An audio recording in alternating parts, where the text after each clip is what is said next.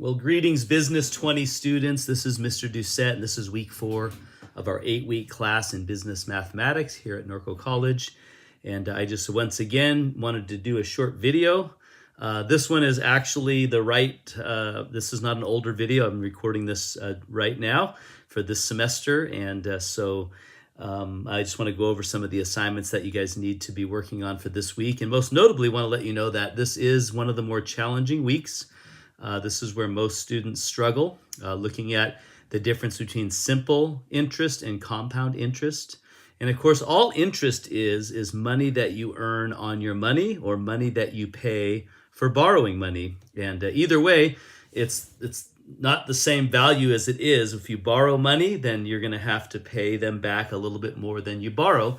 That difference is interest. Or if you invest some money and somebody else is using your money, then you're going to want to get interest on that money so that you can make money on your money. And so that's really what we're going to be focusing on. There's really 2 ways to do that. One is just calculating simple interest. This is just a fixed amount of interest that you'll earn over a certain period of time. And then there is compound interest, which means you're getting interest upon your interest. So if I had $100 and I invested it, and I made $10 by the end of the month, and then the next month rolled around. Now I have $110, and I'm making interest on 110 instead of 100, so I'm actually compounding my interest because I'm making interest on my interest. And so that's the difference. Simple interest is just a flat interest amount that you'll earn or pay. Compound interest, however, is interest built upon the interest, and that's where it becomes pretty powerful, as you'll see as you read this chapter. So I'm going to go ahead. I'm already sharing my screen here, but I'm going to go ahead and go into our course. So this week we are finishing up week 2 of our module number 2, so week 4 of the class.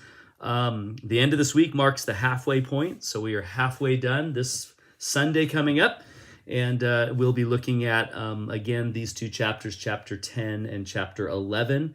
So if you come down here to week number 4, once again, I have the video that you're watching right now. I have a read me first, so make sure you read that first. It's right here, week 4. I explain what compound and simple interest is. Then there's also a help Sienna, so I put it in the context of her business, the Sienna's health and fitness business. We do not have a Zoom session, so I'm going to take that off here and remove it.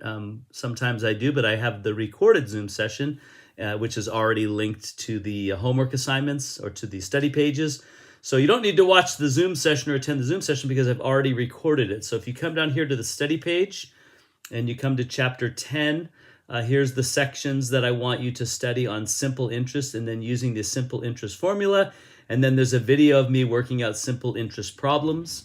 And then there's a little bit on promissory notes, a few sections you want to cover on that. And there's a video of me working out those problems as well.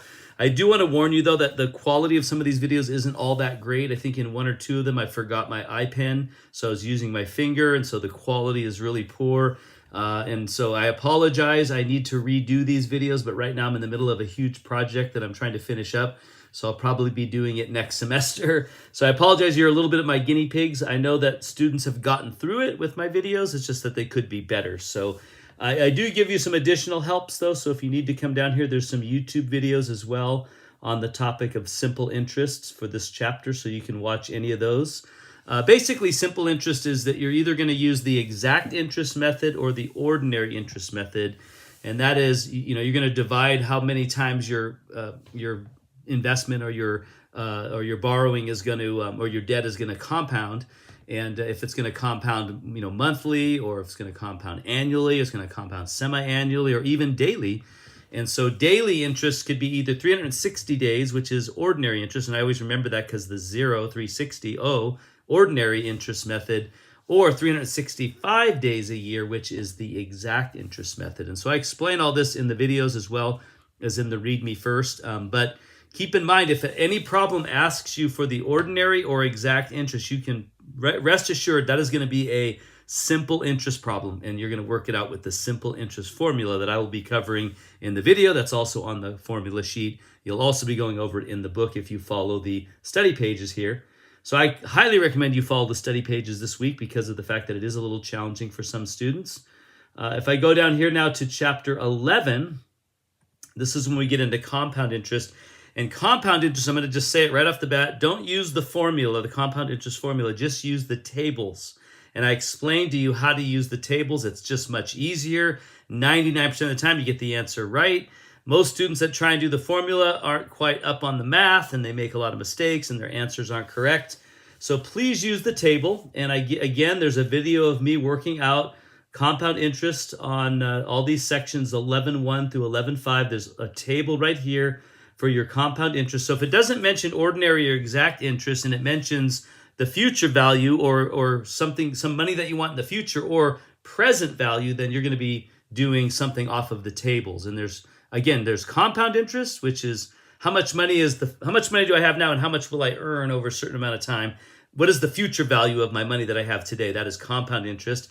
But then sometimes I might say, well, I want a certain amount in the future. So based off of how much interest I can earn, etc., over the years, how much do I need to put in now? So we would call that the present value of a future value. So if I want $1 million in the future, then what do I need to put in today? What is the present value of that $1 million? What is that present value today? That's how much I would need to invest in order to have the million after X amount of years with X amount of interest rate. So we'll be going over that as well in some of these, in the Read Me First sheet, as well as the Help Sienna. I go into some of that stuff as well.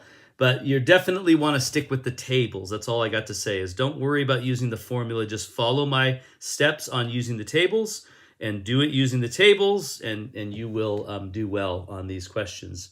And so that's it. So make sure you work through all these study sections. Watch the videos of me. Those are actually Zoom sessions I had done in past semesters. And so make sure you go through that. And then when you're done doing all of your studying, then you have your check-in assignment number 4, which is going to be due on Thursday the 11th. If you get it into me, now I want to say this, some of you are skipping out on the check-in assignments. You'll not pass the class without doing the check-in assignments. And you don't have to get it right. You just have to give me your best shot. And then I will show you the answers. I'll give you the answers. I'll point out things, if I can, that you did wrong to help you. So the goal is, if you get your check-in assignment done by Thursday, then I will comment Friday or Saturday. That'll give you enough time over the weekend to make corrections and then be ready to take the quiz. And in this case, you're going to be taking an exam. So you want to make sure you really understand it before you take the exam. So I do give you a quiz on chapters 10 and 11 so that you can run through it a few times. I give you three times on the quizzes. So this gives you a chance to work through it. I'll give you feedback on your quizzes as well, and you can see what you did wrong. I'll give you the answers to them. So you can take them up to 3 times, and then you'll learn from that. You'll learn from the check-in assignment, and then you'll be ready to take your midterm exam, which, by the way, covers all 4 or all 8 chapters up to this point in the class. So all the way back to basic math and the little bit of algebra we learned in chapter 5. So that's it for this week. So don't forget to take your midterm exam. If you have any issues or problems, you can meet me during any of my office hours. I'll be happy to work through problems with you there. So take advantage of that. And I'm happy to help you out. So if you have any questions or issues, you know how to get a hold of me, but that's the plan for this week. So keep up the good work, and make sure you finish that check-in assignment. Again, you don't need to get them right, but you need to at least give it a try. If you give me a half blank sheet, I won't give you credit. You need to give me at least an attempt. So you might say, well, I don't know how to do this. Well, I explain it. So that means you got to go back and watch what I've explained. Do your best. If you don't get it, that's fine, but at least give it a shot. All right?